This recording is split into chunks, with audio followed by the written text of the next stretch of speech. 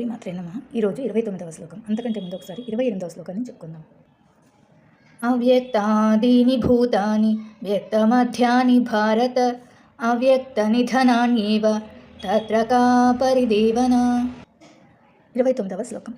ఆశ్చర్యవత్ పశ్యతి కశ్చిదేనం ఆశ్చర్యవద్వదతి తథైవ చాన్యః ఆశ్చర్యవచ్చైనమన్యః శృణోతి శ్రుత్వాప్యేనం వేద న చైవ కశ్చిత్. ఆశ్చర్యవత్ పశ్యతి, ఆశ్చర్యముగా చూచెదరు. పశ్యతి అంటే చూచెదరు. కశ్చిదేనం కొందరు ఈ ఆత్మను. ఆశ్చర్యవద్ వదతి ఆశ్చర్యమైనదిగా చెప్పెదరు. తథైవ నిజముగా ఈ విధంగా. చాన్యః మరియు వేరొకరు.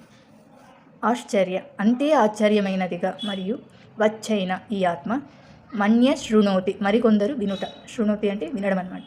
శృత్వ విన్న పిదప ఏనం అయినా సరే ఈ ఆత్మ వేద అర్థం అవగతము అంటే అర్థం. వాడుక భాషలో మనం దీన్ని అర్థం అని అంటాం. నా కాదు, చైవ మరియు అయినా సరే, కశ్చిత్ కొందరు ఈ ఆత్మని ఆశ్చర్యమైనదిగా చూస్తారు, కొందరు ఆశ్చర్యమైనదిగా వర్ణిస్తారు, మరికొందరు ఆత్మ ఆశ్చర్యమైనదని వింటారు, మరికొందరు విన్న తర్వాత కూడా దీని గురించి ఏమాత్రం అర్థం చేసుకోలేరు. ఇది ఆత్మ యొక్క తత్వాన్ని ఒక్కొక్కరు ఎలా అర్థం చేసుకుంటారు అనే దాని గురించి ఈ శ్లోకం వర్ణిస్తుంది. శ్లోకాన్ని ఇంకొకసారి చెప్పుకుందాం.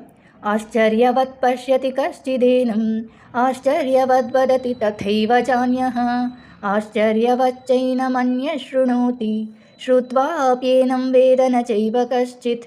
30వ శ్లోకాన్ని రేపు చెప్పుకుందాం.